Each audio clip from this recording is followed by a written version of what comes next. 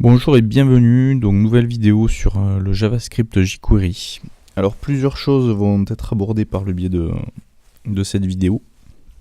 Donc dans un premier temps on va parler de l'événement Submit, donc littéralement l'écouteur d'événements de soumission de données de formulaire. Donc quand vous cliquez sur le bouton envoyer d'un formulaire en gros, et quel traitement vous allez pouvoir faire derrière de cet événement. Donc généralement c'est quoi? C'est récupérer les éléments qui ont été saisis dans les champs input et faire un traitement de ça en JavaScript derrière. On va voir donc cet événement submit et on verra derrière une fonction qui va nous permettre d'écrire dynamiquement du contenu HTML dans une boîte. C'est la fonction HTML. La fonction qui va permettre d'écrire, mais en rajoutant au contenu existant le contenu du moment, le contenu à rajouter.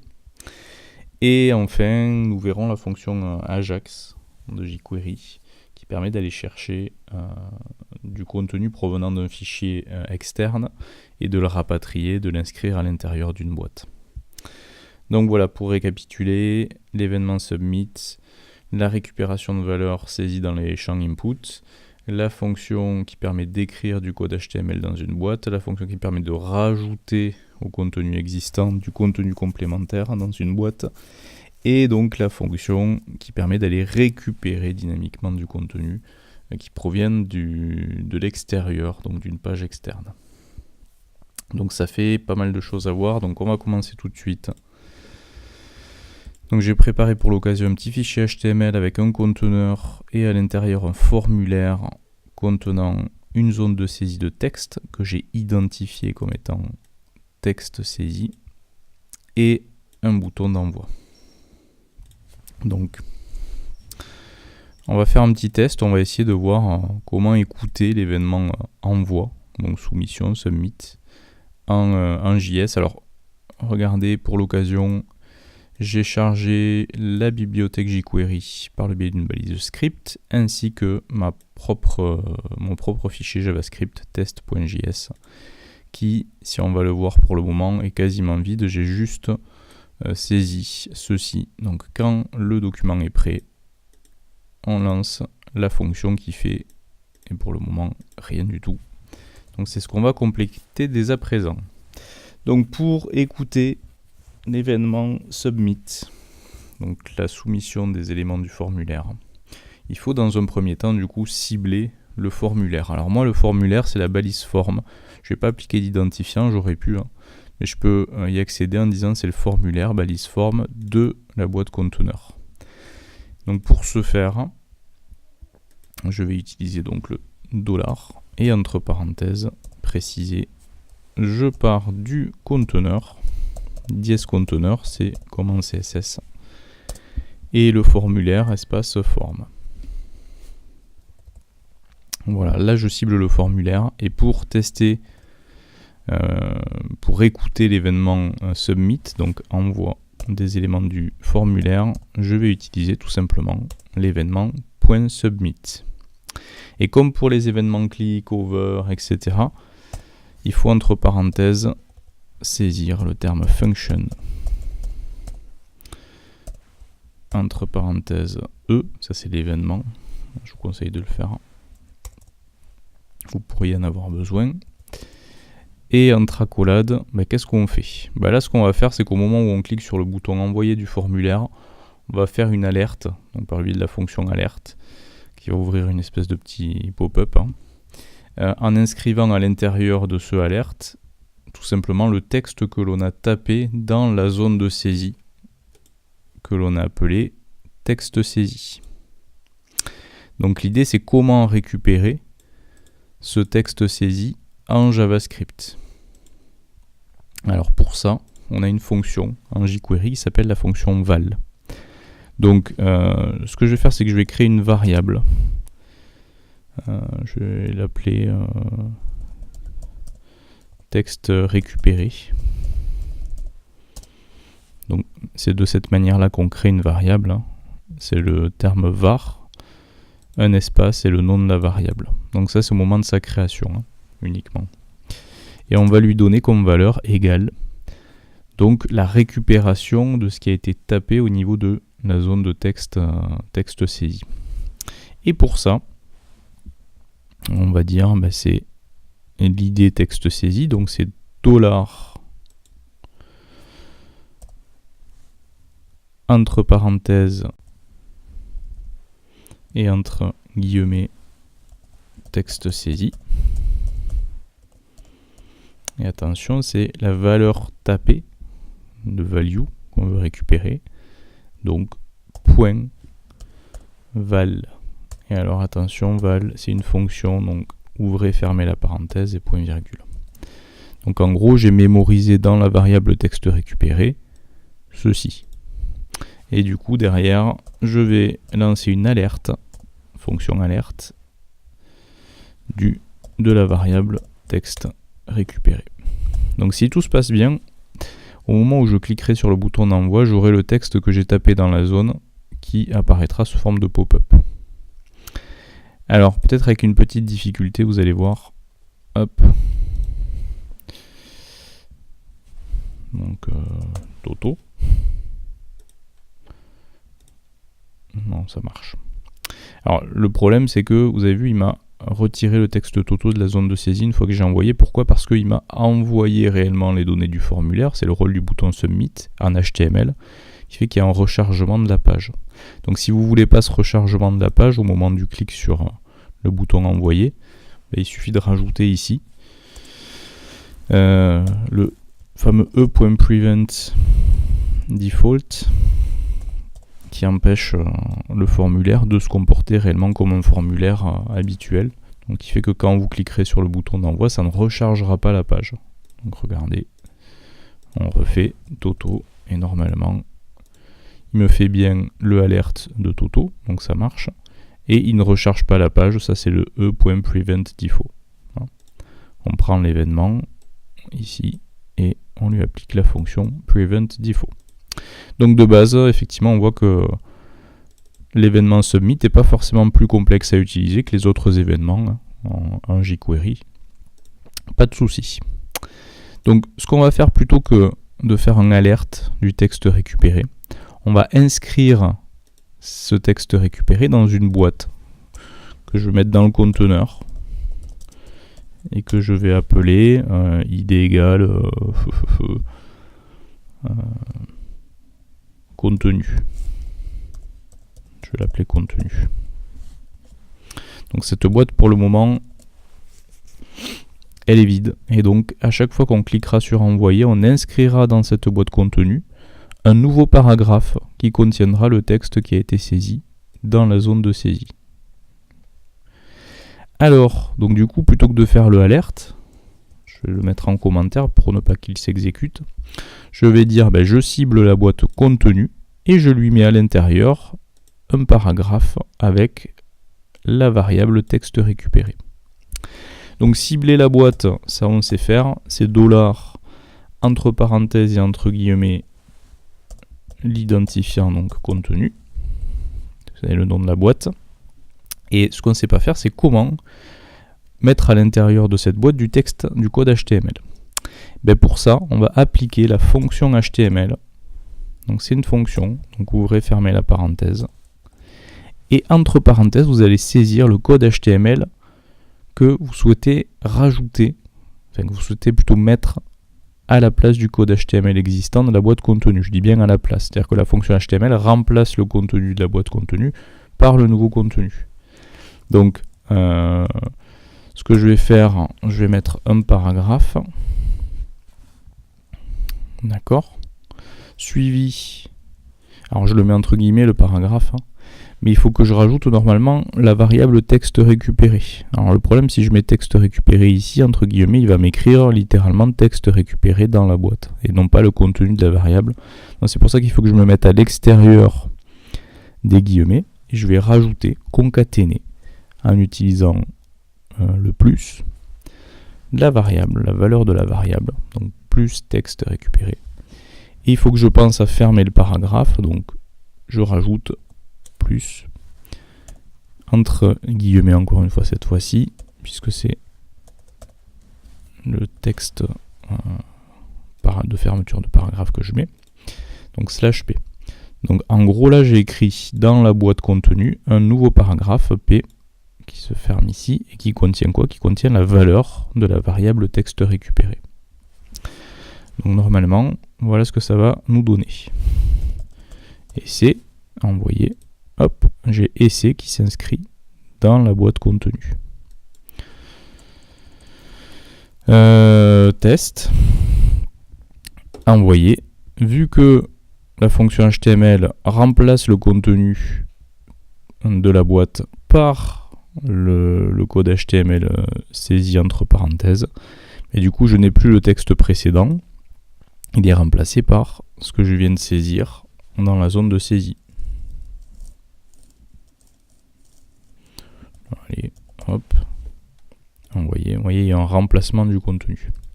Si par contre, vous n'utilisez non pas HTML, mais append, A-P-P-E-N-D, à ce moment-là, le contenu de cette boîte contenu ne sera pas remplacé par ceci, mais sera rajouté.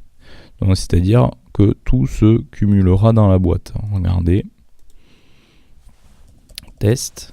Donc jusque-là, pas de souci. Essai. Et là, vous allez voir, plutôt que de remplacer test par essai, essai va se rajouter à la boîte, sous forme de paragraphe complémentaire. Non ? Ok. Ça marche. Vous voyez que tout ça fonctionne. Donc voilà, la différence entre HTML et append, c'est que HTML remplace alors que append rajoute. Donc nous avons vu la notion d'écouteur de soumission de formulaire. Nous avons vu la fonction val qui permet de récupérer la valeur qui a été saisie dans une zone de saisie, dans un élément de formulaire. Et nous avons vu les fonctions HTML et append qui permettent d'écrire du code HTML dans une boîte. Donc ce qu'on va voir maintenant, c'est la fonction Ajax de jQuery qui va permettre d'aller récupérer des données qui proviennent d'autres pages HTML du site, donc des données extérieures à la page en cours, et de les charger dans un bloc de la page en cours. Donc ce que je vais faire, je vais retirer le formulaire et je vais mettre, allez, on va dire un bouton. Alors ça pourrait être un lien, je vais mettre plutôt un lien. Un lien qui sera vide. Tac. Et que je vais appeler descriptif. On va dire que c'est un bouton qui, au moment où on cliquera dessus, affichera le descriptif de la page dans la boîte contenu.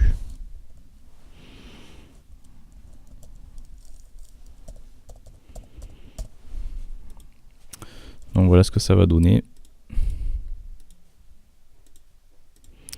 Voilà un lien descriptif. On voudrait qu'en cliquant dessus, j'ai la boîte contenu qui se remplisse avec le descriptif. Mais le descriptif qui serait présent dans une page HTML à part. C'est-à-dire que je vais créer une nouvelle page. Je vais d'ailleurs appeler descriptif, mais on peut l'appeler comme on veut. Et dans cette page, je vais mettre, allez, on va dire un H2. Le descriptif et en dessous du contenu type paragraphe.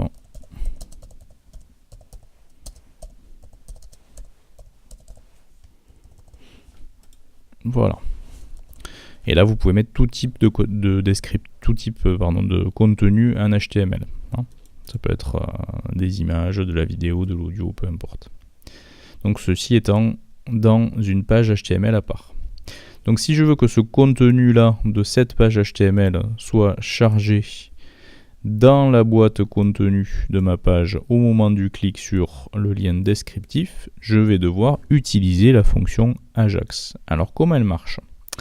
Dans mon fichier test.js, je vais utiliser la fonction $.ajax. ouvrez, fermez la parenthèse, point virgule. Et à l'intérieur, nous allons avoir plusieurs paramètres à renseigner qui vont s'occuper d'une part de contacter la page descriptif.html de manière à en récupérer le contenu. Et au moment où la récupération du contenu de descriptif est faite, charger ce contenu de page dans la boîte contenu de la page en cours, par le biais par exemple de la fonction HTML. Alors, entre les parenthèses de la fonction Ajax, vous allez devoir ouvrir des accolades. Accolade ouvrante, accolade fermante. On n'utilise pas le terme function comme précédemment sur les événements. Pour la fonction Ajax, vous avez là ici en l'occurrence au minimum 3 choses à mettre.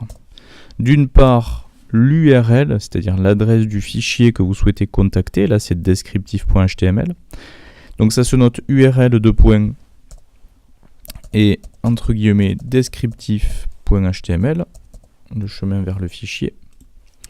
Puis, virgule, en deuxième attribut, le type de données, le data type,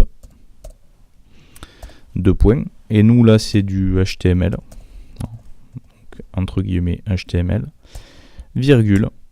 Et ensuite, qu'est-ce qu'on fait au moment où la récupération du code HTML de descriptif est faite? Donc, au moment où, où le contact est un succès. Donc, ça se note success. Deux points. Et là, qu'est-ce qu'on fait? Qu'est-ce qu'on fait? On lance une fonction, function. Ouvrez, fermez la parenthèse. Ouvrez, fermez l'accolade. Et entre accolades, que fait cette fonction? Elle va inscrire les données récupérées. Donc c'est pour ça qu'il faut qu'on mette entre guillemets de function la notion de données récupérées. Alors vous l'appelez comme vous voulez. Moi je vais mettre data, les données. Ça représente en fait le code HTML qui a été récupéré de l'URL descriptif.html.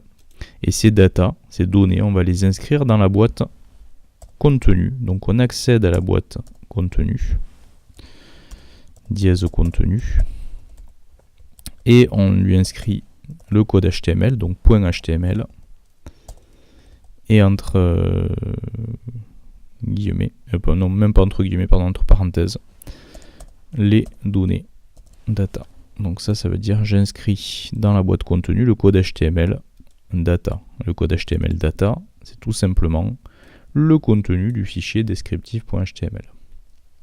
Alors par contre, attention, si je laisse ça tel quel, ça veut dire qu'au chargement de la page, il me mettra le contenu de descriptif dans la boîte contenu. Moi, je veux que ça se fasse au moment où je clique sur le lien descriptif. Donc il faut que cette fonction Ajax, je la joue au moment où le clic est effectué sur le lien qu'on appelait donc descriptif. Donc je vais dire ça ok, mais c'est quand je clique sur descriptif, dollar entre parenthèses entre guillemets dièse descriptif, point clic, function,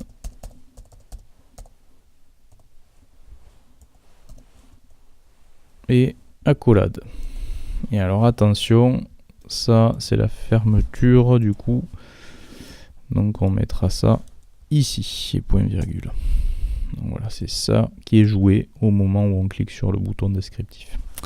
Donc logiquement, ça devrait fonctionner. Regardez, j'ai la page index.html, le lien descriptif, et quand je clique dessus, hop, j'ai bien le contenu du fichier descriptif.html qui s'insère dans ma boîte contenu de page, dynamiquement, sans recharger la page en cours. Et donc ce qu'on a fait là pour un fichier HTML, sachez qu'on pourra très bien le faire avec un fichier PHP qui irait dynamiquement récupérer les données se trouvant dans une base de données. Donc voilà pour la vidéo du jour sur donc l'événement submit de formulaire, la fonction val pour récupérer les values, donc les valeurs des zones de saisie, la fonction HTML qui permet d'écrire du code HTML dans une boîte en remplaçant le contenu de base de la boîte, la fonction append qui permet de rajouter du contenu HTML dans une boîte, et la fonction Ajax qui permet d'aller contacter une page externe et de manière à récupérer son contenu pour le charger dans la page en cours et dynamiquement, sans recharger la page. Donc voilà, à très bientôt pour une nouvelle vidéo sur non pas le JavaScript jQuery, mais sur le PHP.